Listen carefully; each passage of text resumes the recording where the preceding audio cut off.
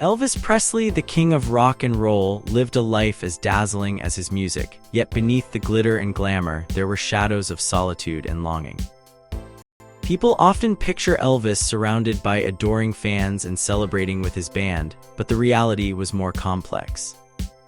Away from the spotlight, Elvis found himself in a peculiar bubble of his own making at Graceland, his sprawling mansion in Memphis. Here, the rhythm of his life was as unique as his music, with its own set of rules and rhythms that might surprise those who only knew his lively performances. To understand Elvis's life at Graceland, it helps to picture a man who loved routines and simple pleasures. Elvis had a peculiar clock. He woke up around 4 in the afternoon, defying conventional notions of a morning routine. He was a night owl, preferring to sleep when the sun shined brightest. This was not just a quirk, it was a lifestyle, a rhythm that suited him better than the traditional day-in, day-out grind. His days and nights were divided like the old Southern songs he loved, with Sundays reserved for reflection and relaxation, and Saturday nights for letting loose. For Elvis, the night was a time of freedom, a world where inhibitions melted away. Once the sun dipped below the horizon, Graceland transformed into a place where anything could happen. It was during these quiet, dark hours that Elvis truly felt alive, surrounded by friends and those who understood his need for solitude. A journalist who visited in 1965 noted how Elvis would often step outside after 8, when the night air was cool and the world seemed to pause. It was then he'd say, "It's time to ramble," suggesting a world where time itself bent to his will. But this idyllic life at Graceland contrasted sharply with the loneliness Elvis felt. His mother had passed away, and his father's new marriage left a void in the house. Without a strong maternal figure, Elvis craved comfort and familiarity. His love for being pampered was well known, and nothing comforted him like the familiar flavors of his mother's cooking. Even miles away, Elvis held onto these memories, longing for the simple, loving home he once knew. Elvis's relationship with Priscilla, a young fan from Australia, adds another layer to this picture of loneliness. They connected through letters and brief phone calls, but the distance and the era's communication challenges made their romance feel like a distant star, bright but unreachable. Priscilla cherished every token Elvis sent her, from his signature 45s to the combat jacket she saw hung on her own bedroom wall. These small gestures spoke volumes in a time when a simple phone call was a rare and precious thing. Elvis's love for Priscilla was evident in the music he sent her, songs that captured the essence of their connection. Sealed with a Kiss, Hey Paula, and Good Night, My Love were more than just songs, they were reminders of a bond that transcended miles and time zones. Yet the romance remained unspoken, with Priscilla respecting Elvis's privacy and waiting for him to reach out. At Graceland, Elvis's culinary preferences mirrored his love for simple, comforting foods.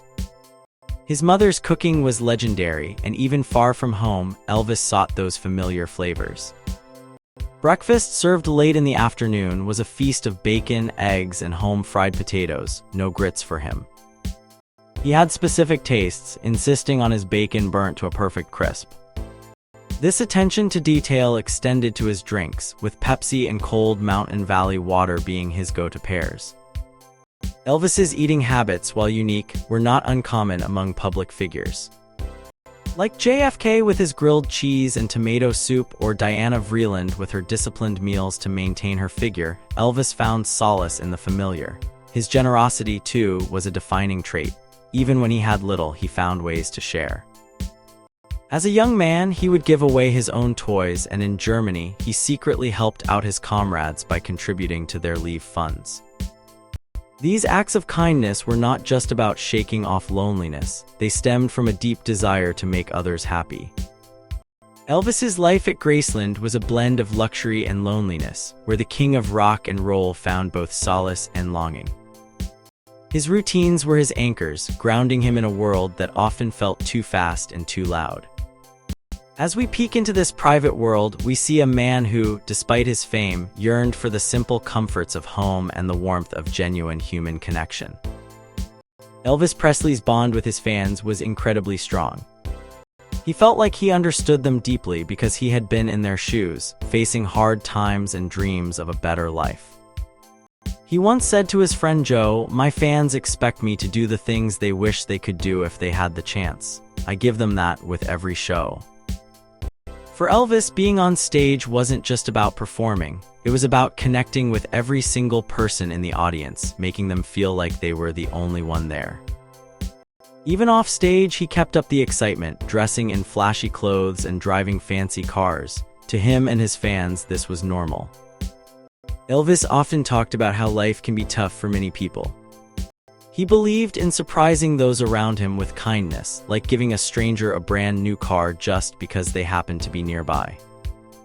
He felt a rush, he said, that was better than any drug. On stage, when all eyes were on him, Elvis felt the same thrill. It was like he was giving his all and the crowd loved every moment of it. To Elvis, there was nothing more satisfying. Meanwhile, Priscilla, who had been Elvis' friend for 3 years, found herself in a new situation. After meeting Elvis in Los Angeles and Memphis, and despite the distance, they couldn't resist the pull of each other.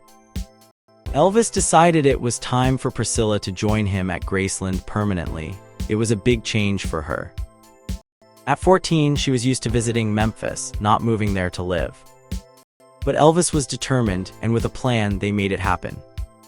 In March 1963, Priscilla moved to Memphis with her father. Elvis made promises to ease the transition. He assured Captain Beaulieu that Priscilla would live with his friends Vernon and Dee, close to Graceland, and finish her high school year at Immaculate Conception High School. Priscilla did graduate, though she only stayed with Vernon and Dee for a short while before moving into Graceland, first in Grandma's room and then into Elvis' bedroom. To keep their secret, her parents were told they were army friends from Germany moving to Memphis. This secret life of Priscilla living with the famous Elvis was a big deal in Memphis, though the world outside didn't know. This move showed a lot about Elvis.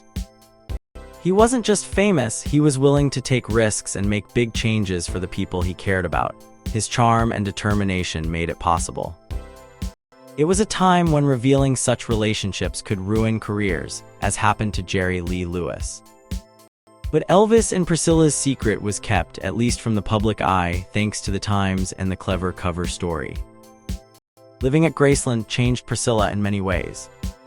It was a chance to be part of something extraordinary, to be in the center of Elvis' vibrant world. She quickly adapted, enjoying the excitement around her, from late-night adventures to movie marathons and roller skating. A trip to Lansky's department store was memorable. Priscilla, still feeling like an outsider despite her close connection to Elvis, picked out a coat for him as a gift. She paid for it bit by bit, showing her dedication. Elvis, ever the style icon, took great joy in helping Priscilla find her own style. They spent hours in a fancy shop on Union Avenue, Memphis' upscale shopping district. Priscilla, feeling both excited and uncertain about the sophisticated clothes, tried on outfit after outfit. Elvis, with his keen eye for style, offered advice on colors and fits, much like a fashion expert. He preferred simple, bold colors that suited Priscilla's short stature: reds, blues, and blacks, colors he loved himself. He disliked brown and dark green, reminding her of the army uniforms he disliked in Germany. By the end of their shopping trip, Priscilla left the store in a sleek black linen suit, feeling like a star. With Elvis by her side, she felt both special and empowered. This was just one example of how Elvis shaped Priscilla's world, teaching her not just about fashion but about confidence and self-expression. Elvis loved to eat. He had his own special way of eating, quite different from what most people followed. Think of it as a simple menu, with a few favorite foods that he enjoyed over and over. For him, a meal was often a big piece of grilled bread with peanut butter and a banana. It sounds simple, but it filled him up nicely. Now, Elvis had his own version of a diet plan, which people call the Atkins diet, but he made it his own. He ate lots of meat, not many vegetables, and especially no whole wheat bread. Butter was his favorite. He loved it so much, it felt like its own special food group to him. He didn't like fish because the smell reminded him of hard times when he was young, so fish was a no-go in his kitchen. At Graceland, Elvis had 3 cooks who worked day and night. They made sure he had whatever he wanted, whenever he wanted it. One of the things Elvis enjoyed was a sandwich made with peanut butter and banana. Joe Esposito, one of his cooks, said Elvis didn't eat as many as people think. Just 1 or 2 of these sandwiches were enough for him, even though they look like a lot, but once you eat one, you feel full for a while. Joe also remembered when he first got Elvis to try pasta with vegetables. It was a big deal because Elvis was from Memphis and didn't often eat such food. And when Elvis tried salmon for the first time, he liked it a lot. It happened on a movie set in California. One of the guys had a cream cheese and lox sandwich, and Elvis took a bite. He liked it so much, he ate the whole thing without knowing it was fish. Priscilla, who lived with Elvis, was careful about her weight too. She ate hard-boiled eggs when she felt hungry, and during her pregnancy, she ate apples when she needed a snack. She kept her figure by eating simple foods like apples and eggs. Elvis' way of eating was straightforward, just like him. He liked basic American food from the 1950s. His favorite meal was a cheeseburger with a cold drink, either Pepsi or Mountain Valley water. On stage, he relied on Gatorade to keep his energy up. In the end, Elvis was a man with simple tastes but a very complex personality. He loved his food, his music, and the people around him, even if being around him sometimes was tough. His kitchen was a place where he could relax and enjoy simple pleasures, surrounded by the people he cared about most.